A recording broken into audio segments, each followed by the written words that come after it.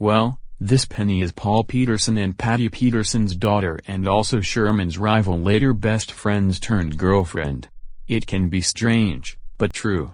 Penny first appears when Mr. Peabody gives Sherman a dog whistle, and in class, when the teacher asks, "What tree did George Washington cut down?" She replies that it is the cherry tree, but Sherman immediately claims that George Washington never cut down any trees. Angered, she tries to get her revenge at lunch, throwing Sherman's sandwich on the floor as he is about to eat it and ordering him to pick it up, calling him a dog. She then teases Sherman with the dog whistle and grabs him in a chokehold. Sherman responds by biting Penny in her arm. She reports this to Principal Purdy, who informs Ms. Grunion of Children's Services. Grunion warns Mr. Peabody that she will inspect Peabody's home due to this incident and take Sherman away if she deems him to be unfit. Penny and her parents are invited by Mr. Peabody to dinner at his house, hoping to resolve the situation smoothly. Upon arriving, she immediately sees Sherman and glares at him, giving a grudging greeting when prompted. She unhappily follows Sherman to his room as instructed by Mr. Peabody, and instead of talking to Sherman, she sits down in a chair and looks at things on her phone. She hears Mr. Peabody telling Sherman to try to be friends with her, to which she responds with exasperation. Sherman tries to start a conversation, referencing a quote he learned from Sigmund Freud. This evokes a response from Penny, who brings up the George Washington incident and demands how Sherman knows that those things are true. Sherman answers truthfully, but Penny does not believe him and calls him a liar. Despite Mr. Peabody's earlier warnings, Sherman decides to show the way back to Penny. Penny is amazed upon seeing the machine and asks where they will go. Sherman warns that Mr. Peabody told him not to use it, which Penny chooses to disobey and calls Sherman a dog again for always doing what he's told. Unfortunately, this pushes Sherman to disobey Mr. Peabody and take Penny on a journey with the Wayback.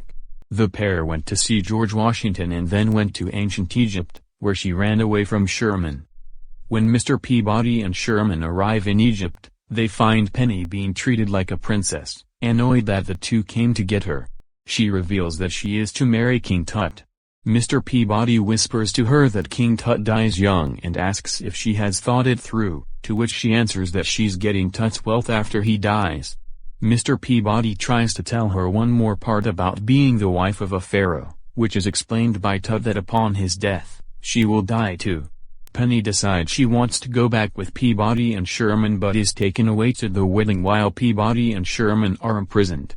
Peabody and Sherman have escaped and impersonate Anubis, the god of mummification, to free Penny at the wedding. The plan goes well until the jaw of the Anubis statue collapses, revealing Peabody and Sherman. Penny is more than happy to see Sherman, and after an intense chase, the trio manages to get to the Wayback and escape. When the Wayback starts getting low on power, they make an emergency stop in Renaissance era Italy, where they meet Mr. Peabody's old friend, Leonardo da Vinci. While Mr. Peabody and da Vinci build a machine to recharge the Wayback, Penny convinces Sherman to come with her and explore da Vinci's workshop. When they discover da Vinci's prototype flying machine, Penny tricks Sherman into telling her how to make it go. Once in the air, Penny gets Sherman to fly by letting go of the controls. As they fly over Florence, the two grow closer, Penny playfully splashing Sherman with water from the river. When Mr. Peabody catches them, his worried remarks cause Sherman to crash.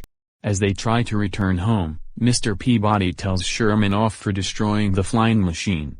Penny defends Sherman, inadvertently revealing that Ms. Grunion wants to take him away from Mr. Peabody. The Wayback then veers off course, almost into a black hole.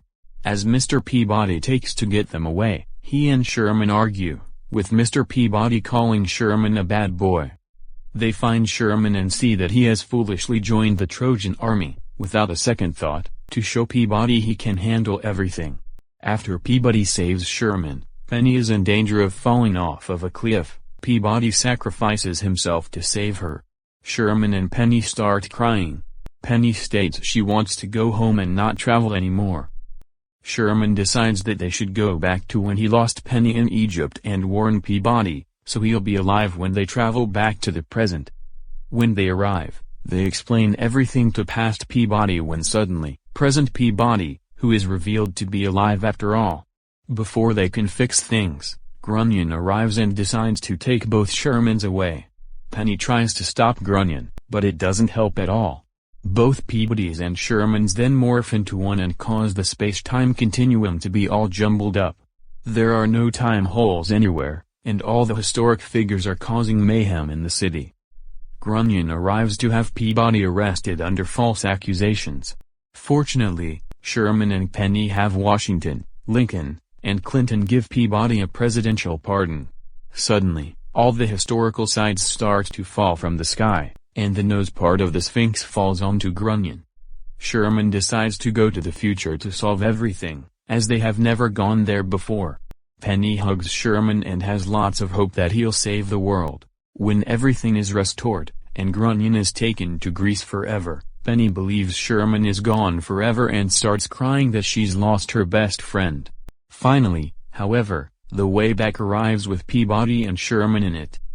Well, that was the biggest, longest story I have ever read. But that's not all. Despite having a major role in the movie, Penny and her parents are largely absent in the show. However, there were a few mentions of her from time to time. In the episode /Brain Switch /Koakawa Harumachi, Penny is briefly mentioned by Mr. Peabody, who asked Sherman how she's doing during an idle conversation, which Sherman simply replies good. In the episode, Seen It /Edgar Allan Poe, a man holds up a sign on the window that says "Where's Penny?" This was probably to poke fun at fans who asked this question.